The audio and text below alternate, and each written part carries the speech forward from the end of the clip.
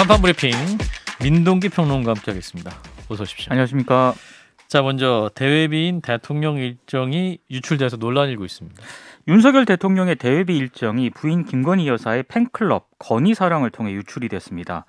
이 건희사랑 페이스북에요. 한 사용자가 공지합니다. 윤석열 대통령 대구 서문시장 26일 12시 방문입니다. 많은 참석 홍보 부탁드린다. 이런 댓글을 올렸거든요. 이 방문 일시와 장소, 집결 장소까지 정확하게 기재가 돼 있었습니다. 통상 대통령의 외부 일정은 경호상의 이유로 행사 종료까지 일정 자체가 비공개로 붙여지는데요. 이게 더 논란을 빚고 있는 게 출입 기자단의 사전 공지가 약간 되거든요. 이 사전 공지된 개략적인 일정보다도 굉장히 세부적인 동선이 팬클럽 채널로 사실상 공개가 됐습니다. 경호 보안상 논란이 예상이 되고 있는데요.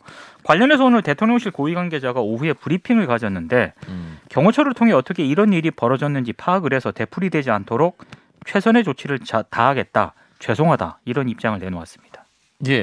사실 대통령이 한번 움직이면 특히 지역을 가게 되면 이제 그 은근 군부대 난리가 나죠. 그렇죠. 코드원 뭐 해가지고 또 공군 비롯해서 엄청나게 난리가 나는데 이거 어떻게 봐야 될까요? 자, 김성희 소장님, 지금 건희사랑 댓글이 나가고 있네요.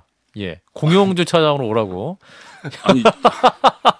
아니 어떻게 저렇게 자세하게 나가는지 알 수가 없는데요.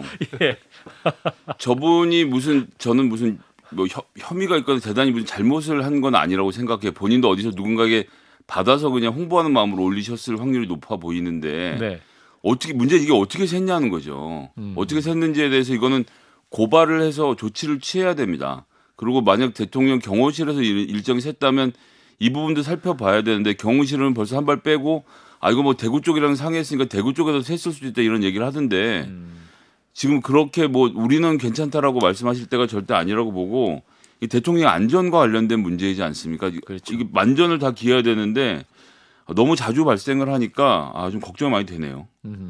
김준혁 대변인께서는 그 대통령 행사에 참석해 봤는데요. 그러면 이제 실내 행사를 할 때는 핸드폰이 다 아웃이 됩니다.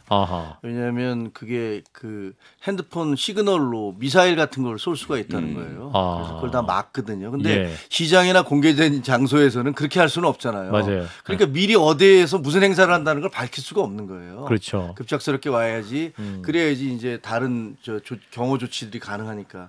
그러니까 이번 경우 같은 경우는 그게 다 공개돼 버렸으니까 아주 잘못된 거죠. 근데 사실은 2017년에 문재인 대통령도 그때 어디 야구장이신가 어디 갔을 때 그때 1시간 전에 이제 그게 공개가 돼서 상당히 논란이 된 적이 있어요. 근데 이거는 뭐 이틀 전에 공개됐기 때문에 이거는 더 큰 문제일 수 있고 이거 도대체 아까 뭐 김성애 소장 말씀하신 대로 도대체 어디서 이 정보가 됐는지 어떻게 해서 흘러갔는지 이걸 명백히 가려서 다시는 이런 일 없도록 해야 될 것 같습니다. 이분도 이제 대통령을 아마 지지하시는 분일 거예요. 그렇기 때문에 이제 굉장히 좋은 마음으로 했을 텐데 사실 이게 국가 기강의 문제이기 때문에 이게 논란이 커진 거겠네요, 그죠? 그렇죠. 그러니까 뭐가 중요한지를 모르는 분이 아니었을까.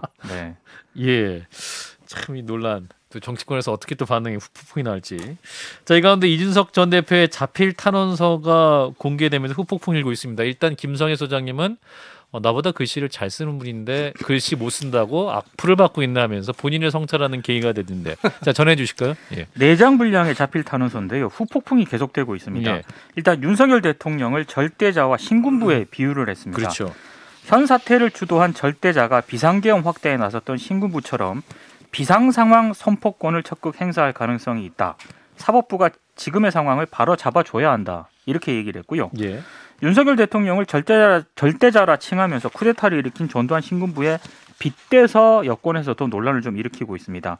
그리고 이준석 전 대표가 또 하나 주장을 한 게 있는데 지난 6월 지방선거 이후에 대통령과 가까운 사람에게서 당 대표직에서 물러나면 윤리위 징계와 경찰 수사 절차를 잘 정리해 주겠다는 등의 회유를 받았다. 이런 폭로성 주장도 했습니다. 누가 회유했다는 얘기는 안 했죠? 구체적으로 얘기를 안 했고요. 나중에 밝힐 예정이겠죠? 그렇습니다.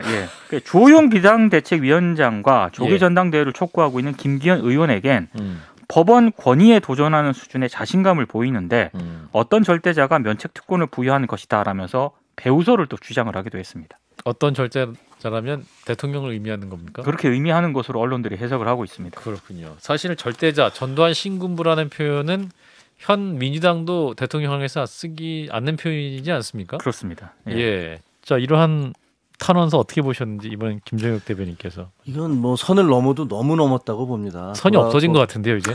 네? 선이 없어졌어요. 선이 없어졌어요. 예. 그러니까 그 돌아오지 못할 강을 완전히 건너간 것 같은데, 예를 들면 대통령을 절대자라고 얘기하는 거나 혹은 로마 황제에 비유하는 거나 네. 그것은 민주정치의 기본을 다 깡그리 부정하는 것이어서, 물론 자기가 본인이 느끼기에 행태가 그럴 수 있다라는 생각을 할 수 있지만 당 대표셨잖아요. 그렇죠. 지난번에도 와서 말씀드렸지만 본인이 앞장서서 이분을 찍어주십시오, 우리가 이렇게 하겠습니다라고 얘기를 했는데 그걸 나중에 내가 사실은 양의 머리를 내걸고 개고기를 팔았다라고 얘기하면 그러면 그 같이 당 대표와 함께 그 정권 교체를 하자고 많이 외쳤던 그 당원들은 뭐고, 또 찍어든 1,600만 명이 넘는 국민들은 뭡니까? 예. 만약에 그 말이 사실이면 본인은 독재자, 절대자를 지금 자기가 가짜로 속여서 당선시켰다는 거니까 본인이 먼저 사과부터 한 다음에 그런 다음에 만약에 진짜로 독재자라고 생각한다면 옛날에 민주화 투쟁처럼 투쟁에 나서야죠. 본격적인 투쟁에 나서야 되는데 여기서 뭐 이 당으로 다시 돌아가겠다는 얘기는 하지 않으시는 게 맞는 것 같아요. 만약에 그렇게 생각하신다면. 자, 김 소장님은? 저는 중요하게 보는 부분은 이 수사를 정리해주겠다. 경찰 수사 절차를 회유 제한 잘 정리해주겠다. 뭐 회유도 다 좋은데요. 네. 예를 들어서 5억을 줄 테니까 입을 다물어라라고 말했으면 그건 이제 뭐 윤리적으로 비난하면 되는 문제인데 네. 경찰 수사 절차를 잘 정리해주겠다. 우리나라 경찰 수사는 어디서 전화 한번 하면 정리가 잘 되는 수사였는지 제가 지금까지 몰랐던 것인지. 이상민 장관이 어쩐지 7월 초에 동아일보하고 인터뷰할 때 예. 중요 사건에 대해서는 자기가 지휘할 수 있다. 뭐 수사를 지휘할 수 있다. 뭐 그리고 수사가 잘 안 된 사건이 또 구체적으로 자기가 찝기도 했었고. 그렇죠. 그러고 나서 또 매일경제 등과 인터뷰에서 다시 한번 또 강조해서 수사 지휘할 수 있다고 얘기하다가 문제가 되니까 나중에는 수사 지휘할 계획이 없다고 말은 돌리긴 했는데. 예. 저는 그 경찰청장 면접 볼 때부터 경찰국 신설에 찬성하십니까 이런 거 물어봐서 네라는 답변을 받아냈다는 거 아니에요. 그 이야기와 지금 여기에서의 경찰 수사 절차를 잘 정리해주겠다는 말이 다 이어지는 말이기 때문에 굉장히 위험한 이야기라고 생각을 하고 예. 실제 여권 내에서 정부와 함께 이런 일을 획책하고 있는 것이 있다면 이건 공수처 수사감이죠. 이건 반드시 수사를 해서 누가 이런 제안을 했고 구체적으로 어떤 내용이 있었는지에 대해서 그 진위 여부를 밝혀야 된다고 생각합니다. 네, 문제는 또 이 탄원서 내용을 이준석 대표가 유출한 게 아니고 이게 이제 어디서 유출돼서 나온 거잖아요. 근데 이거는 이제 탄원서를 재판부에 제출하면 예. 이 소송의 열람용. 상대방도 열람을 할 수 있으니까 예. 국민의힘이 소송 상대자일 테고 국민의힘에서 유출했을 텐데요. 예. 그럼 떳떳하게 공개는 할 것이지. 그걸 또 이렇게 쓱 안에 있는 메타 정보를 다 지운 다음에 어디에서 어떻게 공개되는지 모르게 흘러나간 거 아닙니까? 예. 뭐 수법이 너무 비열하죠.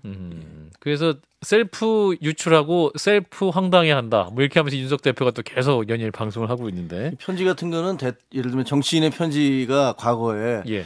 박찬정 대표가 그 1997년으로 네. 기억하는데요. 그때 그 김영삼 대통령한테 공정한 경선이 이루어지고 있지 않습니다라면서 이회창 대표가 불법을 저질렀습니다라는 내용의 편지를 보냈어요. 그런데 거기서 청와대에서 그것을 대통령에게 보여준 게 아니라 공개해 버렸어요. 그걸 공개함으로써 박찬종 그 대표 그때 당시에 네. 의원 후보가 정치 생명이 그걸로 끝나버렸죠. 그런 경험이 있기는 해요. 근데 그 정치인들 사이에서 오가는 뭐 이런 서신, 혹은 이건 뭐 법원에 제출한 거니까 좀 탄원서. 다르긴 하지만 저거는 언젠가는 다 공개될 것이었지 않나 이런 생각이 듭니다. 그렇군요. 어쨌든 이준석 전 대표 조만간 저희 방송에도 모실 예정입니다. 한번 직접 질문을 해보도록 하죠. 자, 여기에 대한 반응 나오고 있습니다. 조영 위원장 어떻게 말하고 있습니까? 이준석 대표가 독재자가 된 것 같다 이런 얘기를 했습니다. 이준석 대표가 독재자다? 네, 이게 무슨 법원의 권위에 대한 도전이냐? 막시무스가 아니고 예, 검투사가 아니고. 네, 김기현 의원은 안전핀이 뽑힌 수류탄은 정말 위험하다. 상상이 지나치면 망상이 된다. 이렇게 좀 비판을 했고요. 예. 정미경 전 최고위원 같은 경우에는 이준석 전 대표를 향해서 진짜 멈춰야 한다. 윤석열 정부가 진짜 신군부였다면 이 전 대표가 이렇게 떠들도록 놔두지도 않을 것 같다. 이렇게 좀 얘기를 했습니다. 이 말도 굉장히 무서운 말이네요. 신군부에서 벌써 처리당했다. 네. 그리고 이준석 전 대표도 이제 가만히 있지는 않았습니다. 예. 후한무치한 것이라면서 반발했고요. 방금 이제 김성애 소장님께서 얘기하신 것처럼 누군가 자신의 편지를 법원에서 열람해 유출하고는 셀프 격앙을 했다라고 하면서 친윤 그룹을 좀 지목을 했고요. 어젯밤 페이스북에 늦게 열람용이 이 문구가 없는 정말 그 자필 본인이 쓴 원본이 있지 않습니까? 예. 그 원본을 또 페이스북에 또 공개를 하기도 했습니다. 그리고 오늘 이준석 전 대표가 SBS 주영진의 뉴스 브리핑에 나왔는데 예. 거기서 거기서 또 이준석 대표가 한 말이 좀 사람들의 관심을 좀 받고 있는데요. 이른바 그 했습니까?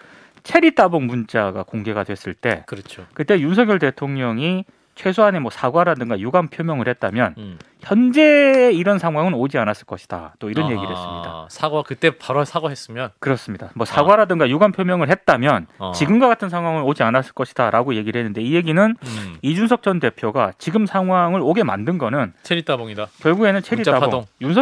윤석열 대통령 아니냐 아. 이런 취지의 발언을 좀 하고 해서 좀 논란을 좀 빚었습니다. 그렇군요. 그래서 이쯤에서 물러나는 게 좋지 않겠냐라는 제안에 대해서 어떻게 말을 하겠냐라고 몰래 했더니 이준석 전 대표 이렇게 말을 하더군요. 아들이라면 그런 제안을 하겠냐. 예. 자, 대통령실에서는 특별한 대응이 있었습니까? 대통령실에서는 이준석 전 대표 주장에는 대응하지 않겠다라는 입장이고요. 예. 기자들이 어제 뭐 김은혜 홍보수석에게 집중적으로 묻긴 했는데 본인이 언급한 것은 적절하지 않을 것 같다. 또 이런 입장을 내비쳤습니다. 예. 이게 좀 한동안 또 논란이 좀 계속 이어질 것 같은 게요. 예. 서울 남부지법이 이 가처분 사건 있지 않습니까? 그렇죠. 원래는 이번 주 중에 결론을 낼 것이다라고 얘기를 했었는데 예. 또 다음 주 이후에 결정이 날 예정이라고 또 입장을 다음 주 내놓았거든요. 이후면 다음 주도 안 될 수도 있는 겁니까? 그러니까 빨라야 월요일이 29일인데 예. 그건 가장 빠른 일정이 그런 거고요. 예. 다음 주 이후에 결정이 날 예정이다라고 얘기를 했기 때문에 이게 다음 주 어느 정도 될지도 모르겠습니다. 그래요. 자, 일단 뭐 가처분 결과 나와도 이 싸움은 끝나지 않을 것 같은데 언제쯤 끝날까요? 할 수 없죠. 알 수 없어요. 예. 이준석 대표가 뭐 어떤 경우든 가만히 있지 않을 그런 태세를 보이고 있기 때문에 인용이 되면 가만히 있어 이제 전국을 다시 돈다고 얘기했습니다. 인용이 되면. 뭐 그렇겠죠. 예, 예. 인용이 되면 그럴 것이고 예. 그러면 이제 당은 사실상은 네. 그 완전히 이제 반쪽아리가 나겠죠. 그런 생각이 드는데 근데 아까 이제 이준석 대표 얘기가 그 대통령이 만약에 전화를 해서 사과나 유감을 표시했으면 괜찮았을 것이다 하는데 저도 그렇게 생각을 했었는데 아까 김성애 소장님하고 얘기하다 보니까 예. 그러면 그 대통령 사과한다고 전화한 것까지 다 공개해서 봐라 내가 옳다 막 이렇게 얘기하면 이렇게 했을 수도 있다. 그러면 또 어떻게 하겠느냐. 사실 그 말도 맞는 것 같아요. 보면 요새는 좀 아무도 못 찾아가잖아요. 겁이 나니까. 이준석 대표에게. 네, 그런 것 같아요. 이제 이미 이제 완전히 진짜 잔도를 다 불살려 버리는 듯한 그런 행동을 하고 있어서 이게 정치는 아닌 것 같은데, 혹은 그것이 정치인데 저희 같은 뭐 이렇게 나이 든 분들이 뭐 사람들이 꼰대라고 말씀하시다가 머뭇하셨어요. 꼭 예, 편하게 말씀하세요. 성찰적인 말씀이어서. 예. 그거는 꼰대는 아니세요? 예, 말씀해 주십시오. 예. 아니요, 그런 느낌이 들어서 예. 이 한 번도 경험해보지 못한 그런 상황이 지금 전개되고 있고 아무도 예측을 하지 못하는 것 같습니다. 기존 정치문법으로는 좀 상당히 어려운 문제다. 해석이 안 됩니다. 라는 말씀이신 것 같고 김성희 소장님. 그러니까 이제 말씀하신 대로 이준석 대표와의 그러니까 정치적 협상이라는 것은 공개적인 서신을 통해서만 가능한 형태가 된 것이지 않습니까? 네, 그러니까 이제 비공개 협상이라든지 소위 말하는 은밀한 제안 이런 게 완전히 불가능해진 상태인데 예.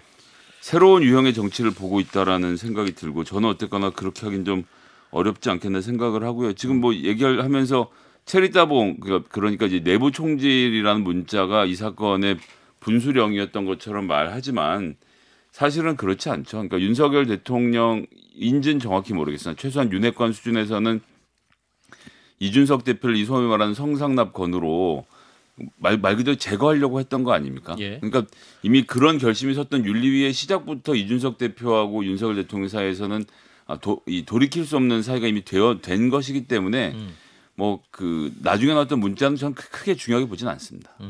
그렇군요.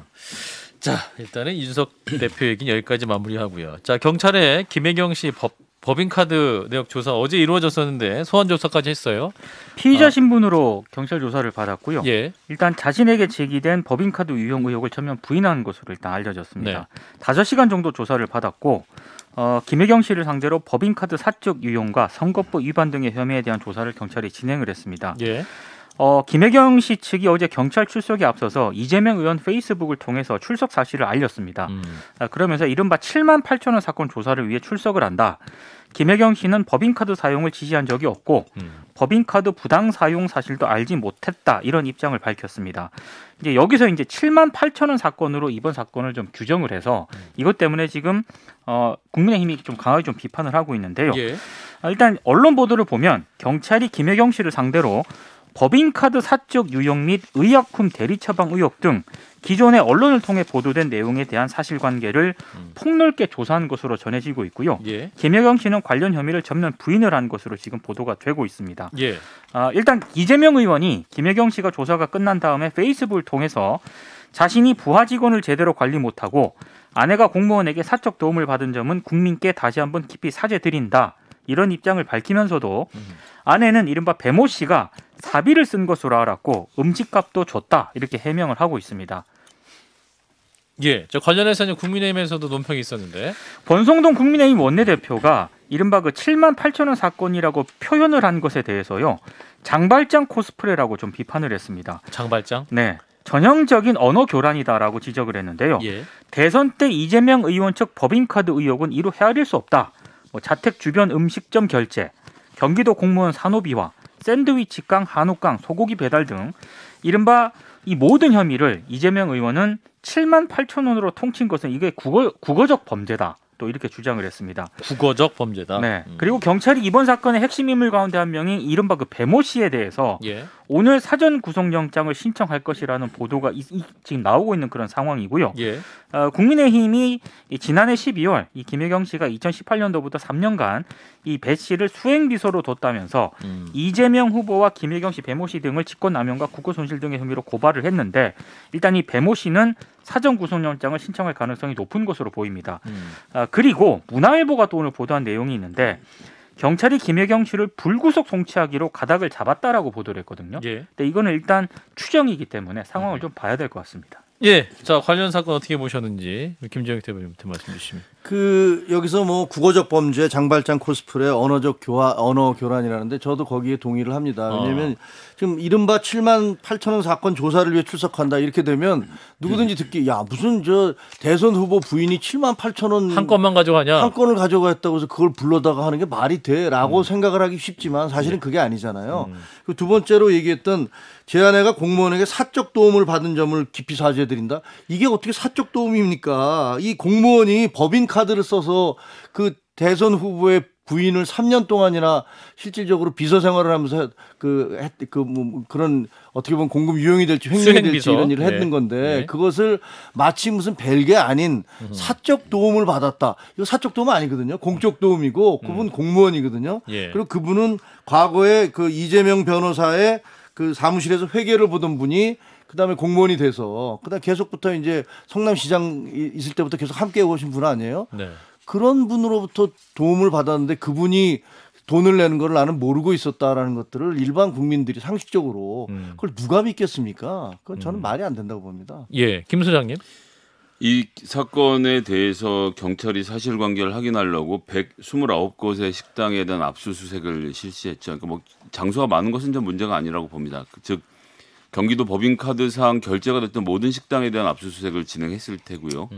그것을 통해서 확인한 것은 POS에 남아있는 각각 개별 결제건의 세부 내역들까지 뽑아간 것일 것으로 충분히 추정할 수 있습니다. 그 예. 얘기는 뭐냐 하면 그렇게 하고 나서 실제로 지금 오늘 보도에 나오는 걸 보니까 16건이 문제가 있다라고 보고 금액으로는 180만 원이라고 이야기를 하는 것이거든요. 예.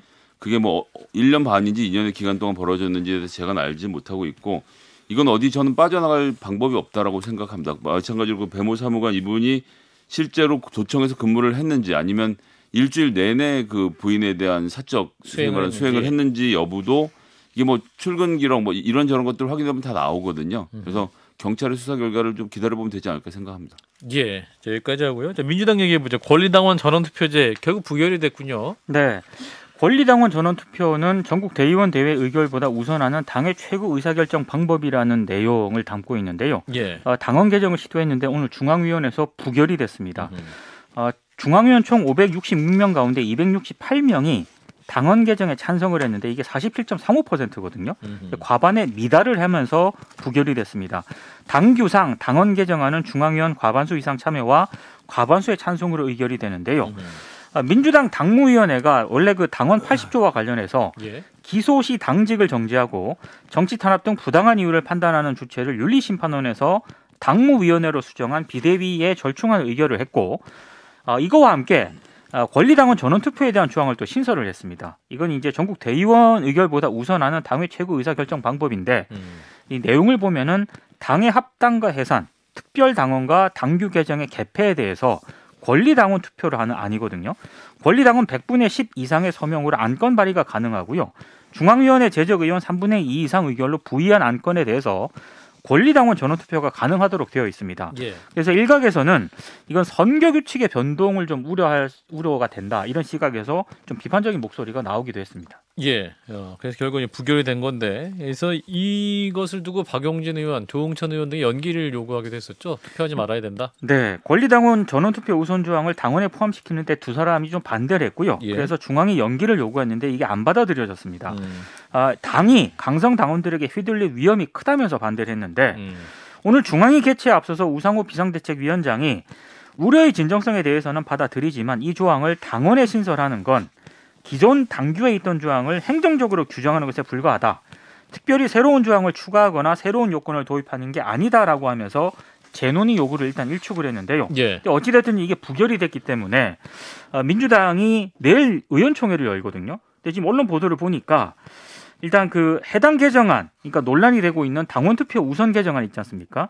이거를 제외하고 나머지 개정안은 다시 재의결에 들어간다는 그런 계획을 밝히고 있습니다. 그렇군요. 자, 오늘 민주당 상황 일단은 김종혁 대변인은 어떤 바람직한 민주주의 상황으로 보셨던 것 같은데. 자, 그렇습니다. 예. 그 얘기를 들어보니까 대개 이제 이 투표를 할 때 지금 47.35%로 중앙위원들 중에서 뭐 절반이 아닌다고 그러잖아요. 예. 근데 이게 온라인 투표였단 말이에요. 그래서 다른 안건들의 경우는 대개의 경우는 당에서 하는 거니까 그냥 다 맞지해서 한 7, 80% 이상의 찬성이 항상 나온답니다. ARS 그럼에도 온라인으로 불구하고 이 중요한 안건에 대해서 이게 50%가 안 된 거예요. 그건 중앙위원들이 상당한 위기감을 느낀 거죠. 이거 뭐지? 그러니까 아니 앞으로 이렇게 되면 더구나 이제 이재명 후보가 뭐라고 그랬냐면요. 의원들에 대한 비판을 공개적으로 자유롭게 할 수 있게 하자 이렇게 얘기를 했단 말이에요. 예. 그러면 개딸들이라는 분들이 이른바 일제히 몰려 들어가서 공격을 하고 그다음에 그분들이 분위기를 조성해서 어떤 의원에 대해서 예를 들면 김성애 의원을 제명하자라고 얘기를 해서 뭐 그런 분위기를 만들어가서 올릴 경우에 그래서 그걸 투표에 올려서 그게 얼마든지 가능하고 그러다 보니까 의원들로서는 야 이건 정말로 당이 사당화가 될 수도 있겠구나라는 그런 두려움과 공포를 느꼈던 것이 이번 투표 결과에 반영된 것이다 이렇게 생각합니다. 네, 김성현 소장님 당사정. 네, 지금 브리핑해 주신 마지막 부분을 조금만 더 보태면 그래서 내일 당무위원회를 다시 소집해서 네. 해당 전당원 투표를 제외한 나머지 당원 80조 내용과 지금 당규 개정안도 몇 개가 더 들어있거든요. 그 내용들은 포함해서 내일 상정하고 내일 당무위를 거쳐서 금요일에 중앙위원회를 거쳐서 다시 재의결하는 구조로 지금 짜져 가는 것 같고요. 예. 당원 민주주의에 대해서는 그러니까 이제 이거는 중요한 결정 사항이고, 근데 지금도 이렇게 하고 있어요. 사실상은 그러니까 합당이나 뭐 되게 중요한 문제에 대해서 전당원 투표를 하긴 하는데 이게 법적 구속력은 없죠. 근데 정치적 정당에서 법적 구속력은 중요하지 않잖아요. 근데 이제 어떤 의미가 있는 거냐면 지금까지는 당 대표가 정치적 책임을 지고 정치적 제안을 한 것에 대해서 당원 투표로 그 응원의 마음을 얻은 것이 이걸로 가부를 정한 게 아니었는데 예. 지금 바뀌는 규정은 그러면 당원들이 어떤 사안에서 정했을 때 그 사안에 대한 책임의 소재가 그 일이 벌어지고 난 다음에 불분명해지는 문제가 있거든요. 당 대표도 제가 한 게 아니라 당원들이 제안한 아니라서 이제 이렇게 지금 당장 이재명 의원을 얘기한 게 아니라 쭉 앞으로 가는 과정에서도 그런 문제들에 대해서 어떻게 세심하게 할 것인가 논의를 해야 되는데 문재인 대표 때도 계속 나왔던 이야기이기 때문에 그리고 직접 민주주의라는 방향은 맞는 것이고 어떻게 세심하게 다듬을 것인가에 대한 논의가 더 있어야지 않겠나 생각합니다. 예, 그렇군요. 자, 법사위 얘기 좀 해보겠습니다. 짧게 해주시면. 자, 오늘 야당 의원과 한동훈 장관 설전이 있었는데. 그러니까 지금 이 핵심은요. 결국에는 결산 심사를 못했거든요. 못했는데 어제부터 한다고 그랬었는데 계속 못 하고 있군요. 그렇습니다. 그러면. 민주당 의원들은 현안 질의를 좀 하려고 했습니다. 이를테면 한동훈 장관이 그 해외 출장비 네. 이 관련해서 물어보려고 했고 또 박범계 의원 같은 경우에는 뭐 특별감찰관, 검진법사 이런 얘기를 하려고 했었는데 김도우 법사위원장이 현안 질의하지 말고 결산 심사와 관련된 질문하라, 토론을 하라 이렇게 얘기를 하면서 이제 여야 공방이 좀 이어졌고요. 예. 그것 때문에 서로 또 고성이 오가고 중간에 또 정회가 되고 이렇게 얘기를 했는데 네. 결국에는 결산 심사 못했습니다. 그렇군요. 자, 한동훈 장관이 굉장히 이제 민주당 의원들과 많이 싸우고 있고 그래서 이제 민주당에서 한동훈 장관을 해임 건의를 넘어서 탄핵까지 해야 된다라고 주장하고 있습니다. 이 부분 어떻게 보시는지 누구부터 하실까요? 김성현 소장님 말씀 주시죠. 예, 저는 지금 이 문제에서 한동훈 장관하고 이렇게 그 붙는 것이 그러니까 이 특정 사안에 대해서 한동훈 장관과 날이 서 있는 사안 말고도 법사위가 지금 풀어야 될 문제, 산적한 문제가 엄청 많습니다. 하다못해 지금 농촌의 이주노동자들 문제도 이 경우에도 지금 다른 데 다룰 수가 없고 법무부가 다뤄야 되는 주제인 것을 포함해서 되게 많은 주제들이 있거든요. 좀 다양한 주제에 대해서 다양한 논의들을 진행해야지 이런 식으로 한 것은 한동훈 장관 띄워주기밖에 안 되는 것 같습니다. 15초 김재혁 대변인. 지금 그 민주당에 대해서 지적하신 게 저는 한 장관에 대해서 얘기할 텐데요. 그 이전에 그 법무부 장관들이 항상 시끄러웠어요. 조국, 추미애, 박범계. 그렇죠. 그래서 저는 한동훈 장관이 그 계보를 잊지 않기를 바랍니다. 좀 더 진중하고 좀 더 무게 있는 모습을 보여주는 게 더 좋겠다라는 생각이 듭니다. 예. 자, 민동기 평론가와 함께했습니다. 고맙습니다. 고맙습니다. 좋아요. 구독. 알림 설정.